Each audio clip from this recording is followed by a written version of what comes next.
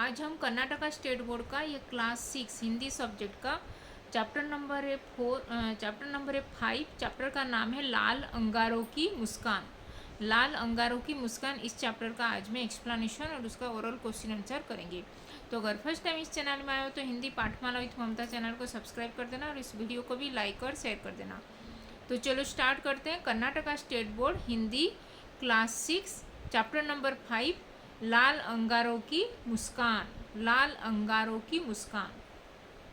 लाल मतलब red colour, अंगारो अंगारो मतलब जब ये फायर लकड़ी को जब आग जलाते हैं, लकड़ी यानी कि उड़ेन उड़ में जब आग लगाते हैं जो उड़ स्टिक में, उसके बाद जो अंगार जो उसका जो एस निकलता है उसको बोलते हैं अंगार। दैट इज उड़ एस को बोलते हैं अंगार की मुस्कान। तो चलो स्टार्ट करते हैं। ये लिखे हैं लाल अंगारों की मुस्कान। इसको लिखे हैं कन्हैया लाल मिश्र प्रभाकर। कन्हैया लाल मिश्र प्रभाकर जी ने इसको लिखे हैं लाल अंगारों की मुस्कान को। और इस पाठ से हम क्या सीखा पाएंगे अभी देखते हैं। प्रस्तुत कहानी एक ऐतिहासिक यानी कि एक हिस्टोरिकल स्टोरी पे बेस है।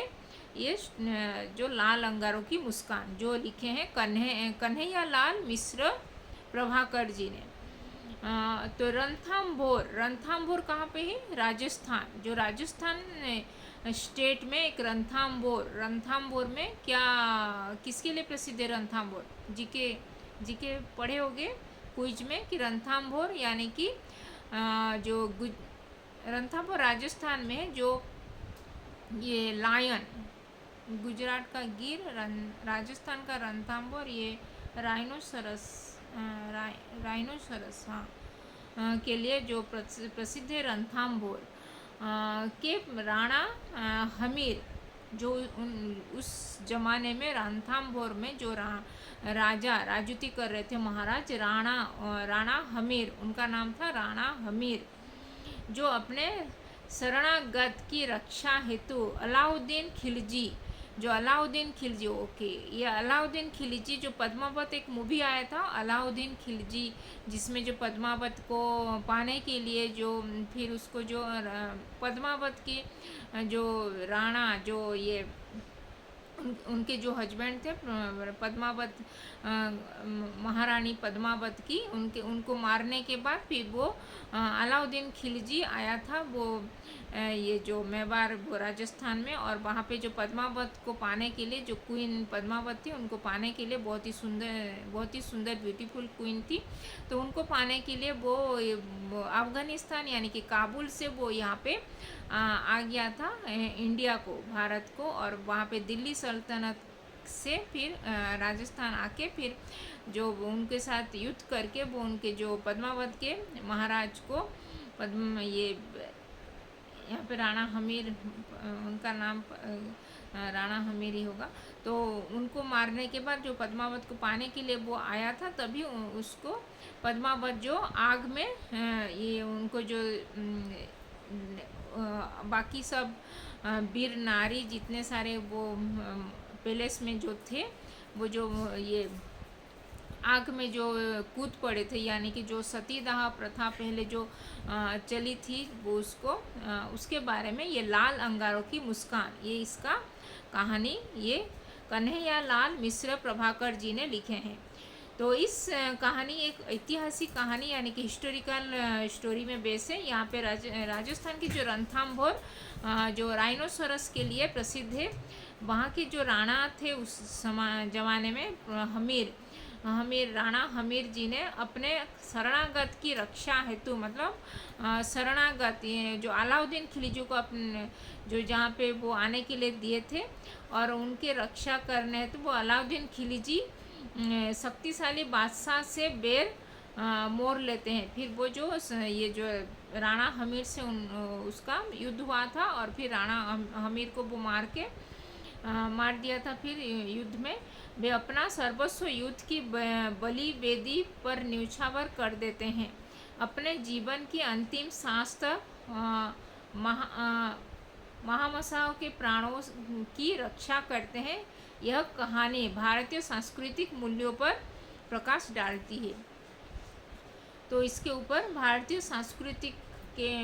सांस्कृतिक मूल्य यानी कि जो कल्चरल, जो भारत की संस्कृति के एथिक्स के ऊपर ये कहानी बेस है। तो चलो स्टार्ट करते हैं। कन्हैयालाल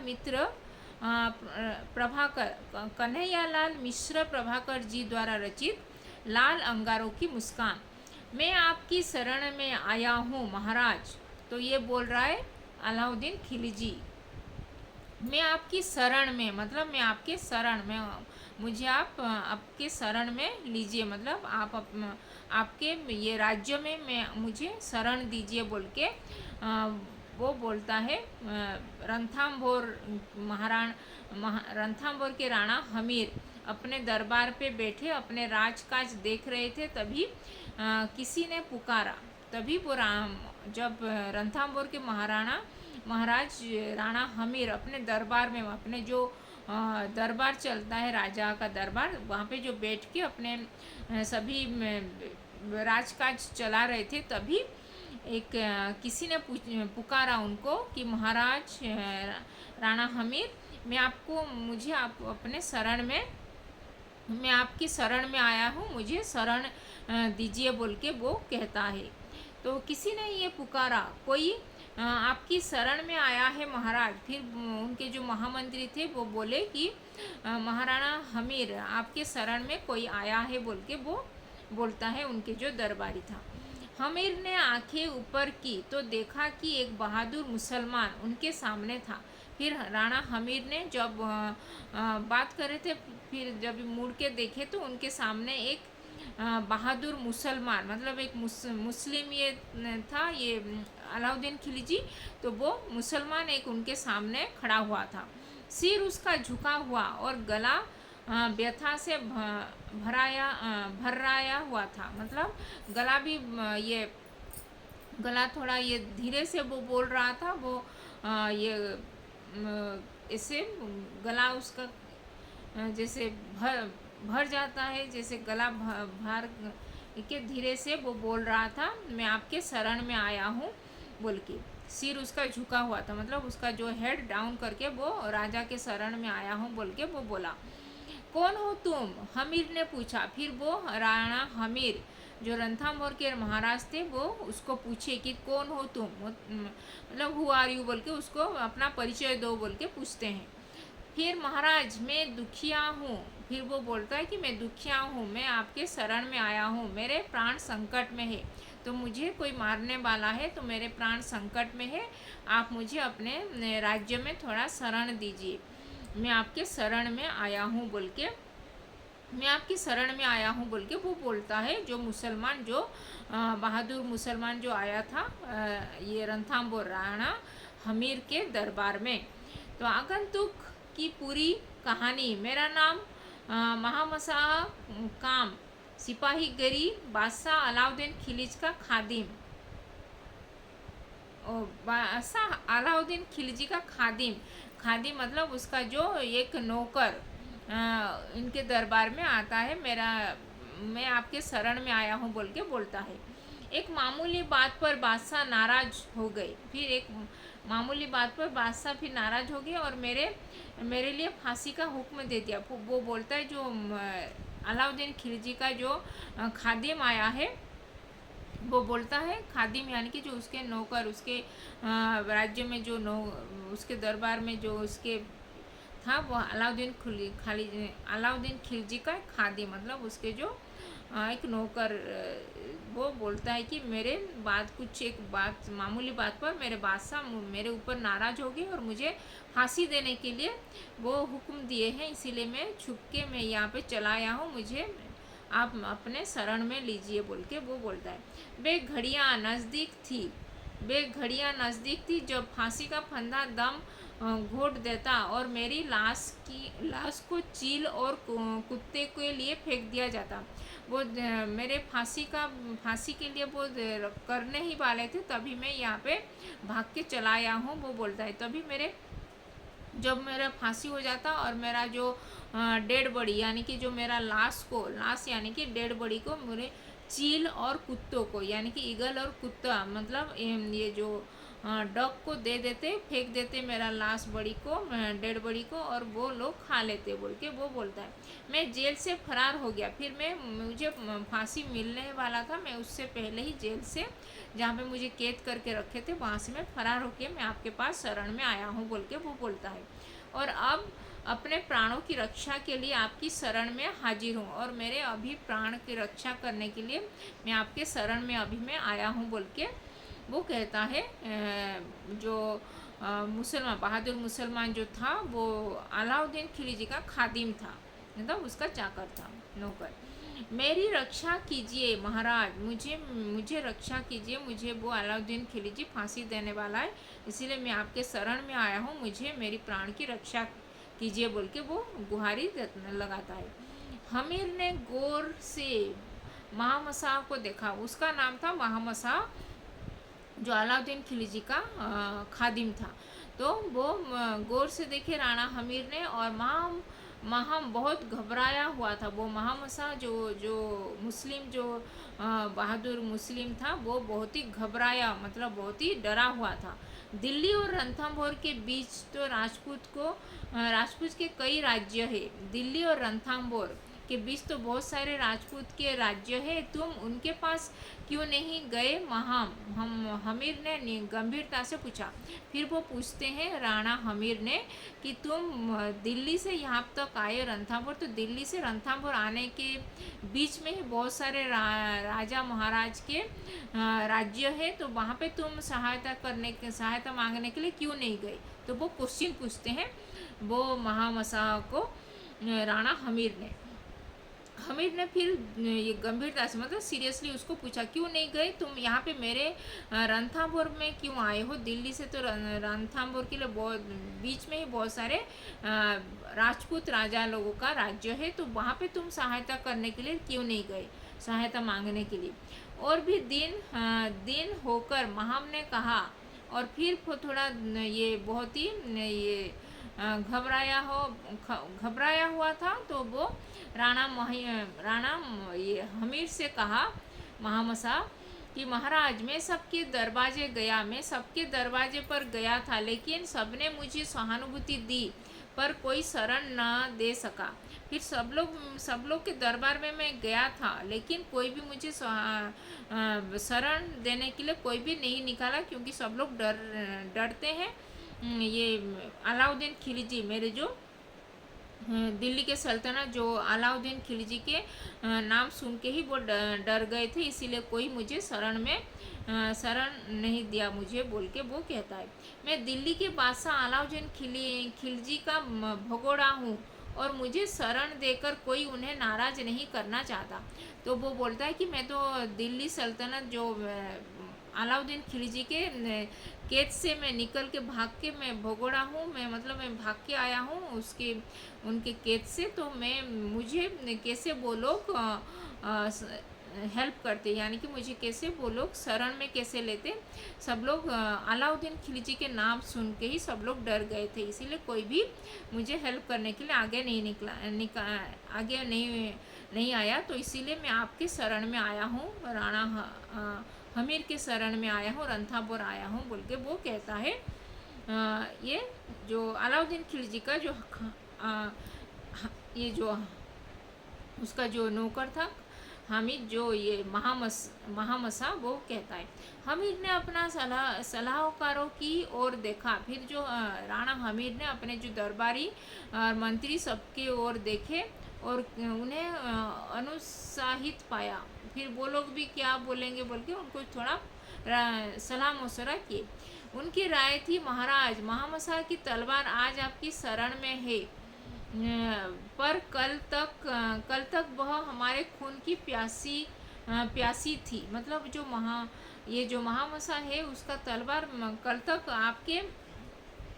आपके शरण में कल तक महाराज महामसा की तलवार आज आपकी शरण में आया है, लेकिन वो जो कल तक वो ये अलाउद्दीन खिलजी के साथ मिलकर आपके साथ ये युद्ध करने आ रहा था, लेकिन आज कैसे वो आपके साथ ये शरण में आया है, इसीलिए वो बोल के वो बोलते हैं राणा हमीर को।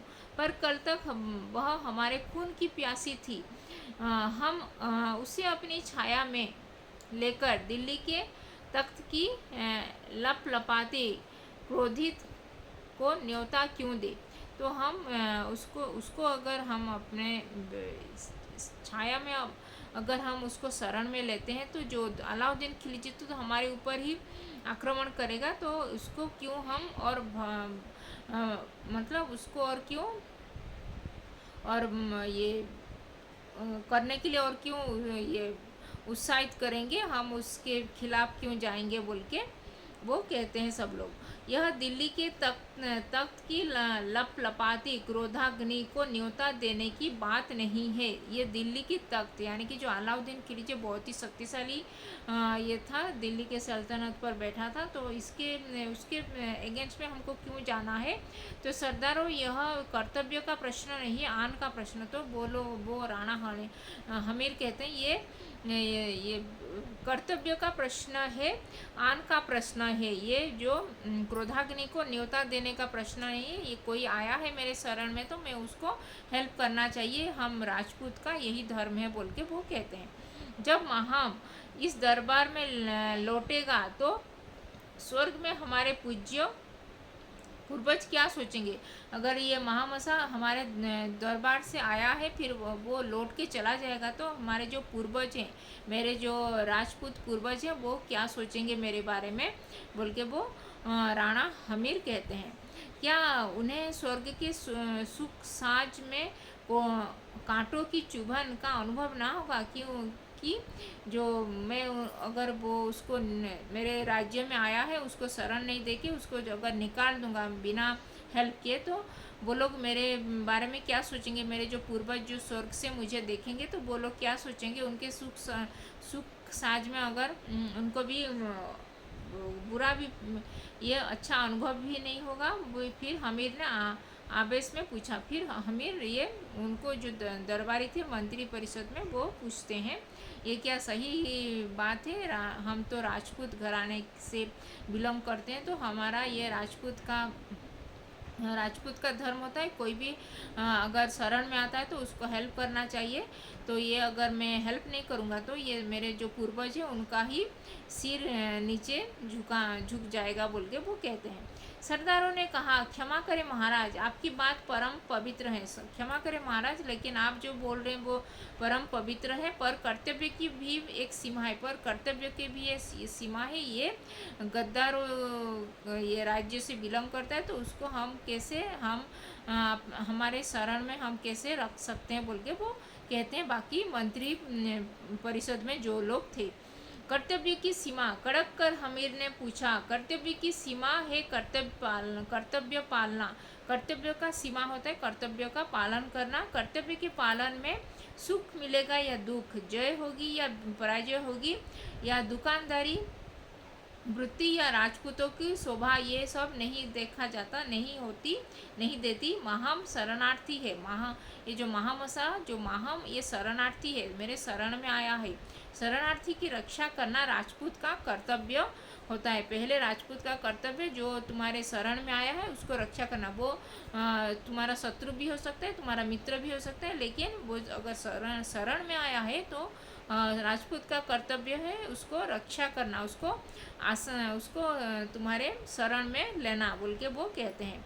यह कर्तव्य हमें पूरा करना है, यह कर्तव्य हमको पूरा करना है। फिर इससे दिल्ली का बादशाह नाराज हो या दुनिया का बादशाह, अगर इससे दिल्ली का बादशाह ये अलाउद्दीन खिलजी भी अगर नाराज होता है तो नाराज होने दो। अगर दुनिया का बादशाह यानी कि भगवान खुदा भी अगर हमसे नाराज हो रहे हैं तो होने दो बोल के वो कहते हैं राणा हमीर। लेकिन राजपूत का जो कर्तव्य है मुझे पालन करना, ये राजपूत का धर्म है बोल के वो कहते हैं।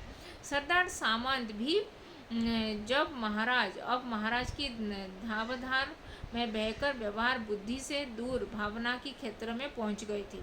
उनके मुंह से निकलना धन्य महाराज बोल के वो कहते हैं। हमीर ने कहा, महामसा रणथंभौर अब तुम्हारा घर है। फिर महामसा को बोलते हैं राणा हमीर ने कि रणथंभौर जो ये हमारा जो राज्य है ये तुम्हारा अभी घर है, तुम यहाँ पे आराम से रह सकते हो बोल के वो उसको कहते हैं राणा हमीर।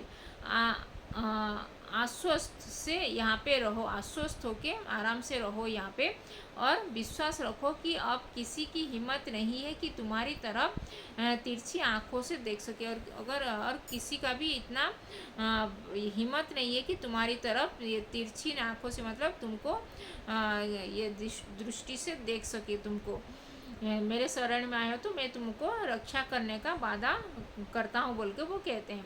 कोई कष्ट हो तो मुझे कहना, जाओ अभी बोलते हैं।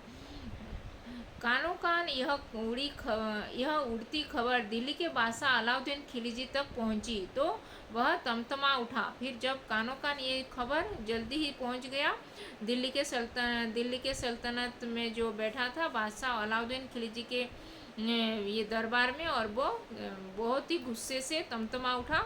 हमीर की यह हिमाकत के मेरे चोर को आसरा दे। फिर राणा हमीर का इतना हिम्मत कि मेरे जो चोर है, मेरा गद्दार है मेरे राज्य का, उसको कैसे आसरा दिया है बोल के वो कहता है। खिलजी ने हमीर को संदेश भेजा। फिर खिलजी अलाउद्दीन खिलजी वो राणा हमीर को संदेशा भेजा, यानी कि एक मैसेंजर भेजा, मैसेज लेके गया। क्या तुम नहीं जानते हमीर, जो तुमने महाम को अपनी छत दी, क्या तुम इसको नहीं जानते हो कि वो मेरा गद्दार है? तो तुम्हारा भी अभी मैं शत्रु बन गया हूँ। तो अगर तुम मेरे शत्रु को घर में रखे हो तुम्हारे, तो अभी मैं भी तुम्हारा शत्रु ही बना हूँ, क्योंकि तुम मेरे गद्दार को तुम रखे हो, तुम्हारे शरण में लिए हो। खैर, मैं भूलों को माफ करना जानता हूँ, कोई बात नहीं। महाम को कि अपनी देखरेख में मेरे सुपुर्द करो और अपने कसूर की माफ़ी मांगो। अगर माफ़ी मांगना चाहते हो माफ़ी मांग सकते हो, और मेरे जो गया है जो महामसा उसको मुझे ये दे दो, उसको मेरे हवाले कर दो बोल के वो लिखा होता है वो मैसेज में। अलाउद्दीन खिलजी का वह संदेश हमीर के पास पहुंचा तो वह मुस्कुराया। अलाउद्दीन खिलजी का यह संदेश वो हमीर के पास पहुंच गया तो वह मुस्कुराया। उसने लिखा, महाम की शरण दी है, कोई नौकर नहीं रखा। महामसा को मैंने शरण दिया है, कोई नौकर मैं नहीं रखा हूँ बोल के वो राणा हमीर कहते हैं। अपना सर्वस्व लुटाकर भी शरणागत की रक्षा करना मेरी जाति का संस्कार है। तो वो बोलते हैं कि राजपूत का धर्म होता है कि अपने सर्वस्व भी, अपना सब कुछ भी लुटा कर भी, अगर कोई शरणागत कोई आया है मेरे शरण में तो उसको रक्षा करना मेरा ये राजपूत जाति का ये संस्कार है बोल के वो कहते हैं। सपने में भी उम्मीद न रखिए कि मैं आपके दरवाजे लाऊंगा। फिर सपने में भी नहीं सोचना कि मैं महामसा को तुम्हारे हवाले करूंगा बोल के वो कहते हैं, लिखते हैं वो मैसेज में। अब जो मुनासिब समझे कीजिए, अब जो तुम्हारा ठीक है, तुम जो भी सोच रहे हो ऐसे करो बोल के वो लिखते हैं वो मैसेज में।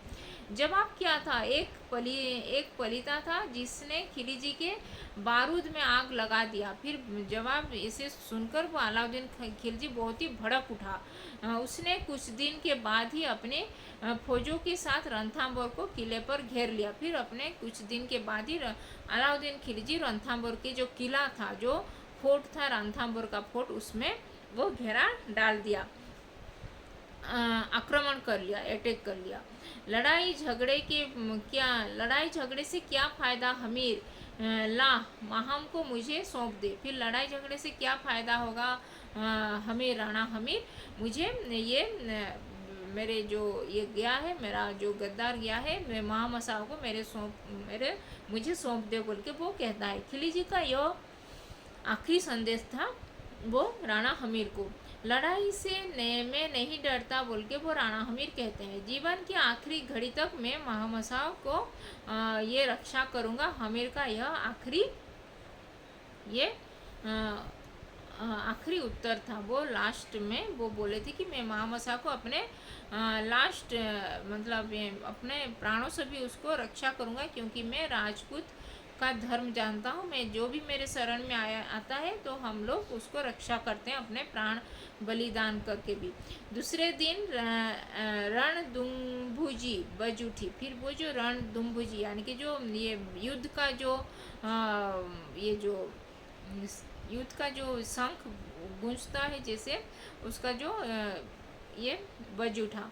ऊंची पहाड़ी पर बना रणथंभौर को किला और चारों ओर फैली शाही फौजी, मतलब चारों ओर वो जो अलाउद्दीन खिलजी का जो फौज लेके जो आया था उसको किले को वो घेर लिए थे वो लोग। एक तरफ अपने बादशाह के लिए लड़ने वाले फौजे थे, तो दूसरी तरफ अपनी आन पर मर मिटने वाले सिपाही थे। एक तरफ भरपूर साधन था तो दूसरी तरफ भरपूर आन था। लड़ाई क्या थी? यह बात की बाजी थी। यह बाजी जिसका निशाना एक आदमी के प्राण से था। एक आदमी का प्राण यानी कि जो महामसा का प्राण से ही था ये जो युद्ध। इस एक प्राण के लिए हजारों आदमियों के प्राण और सरसों के दानों की तरफ हथेली पर लेके वो लोग, एक ही आदमी के लिए वो लोग इतने सारे लोग सिपाही लोग युद्ध करने के लिए आ गए थे। दोनों तरफ हजारों योद्धा आ गए। बादशाह की ताकत जितनी छिसती दिल्ली उससे पूरा कर देती, पर हमीर की शक्ति धारा की जो लहर वहाँ जाती फिर न लौटती। टूटती तलवार को 99 यानी कि 99 करती, मतलब हर टूटती तलवार को वो 99 करते, मतलब दोनों के साइड से बहुत ही घमासान युद्ध हो रहा था। हर गिरता सिपाही हजार को 999 यानी कि 999 हजारों, हर गिरता सिपाही हजार को 999 मतलब एक मारा जाता तो और 999 रहते, एक कम हो जाता। तो ब्याह के रास्ते खुले हुए थे, आय के बंद हो जाते। कारू का खजाना और कुबेर का कोष भी यूं कब तक टिक पाता।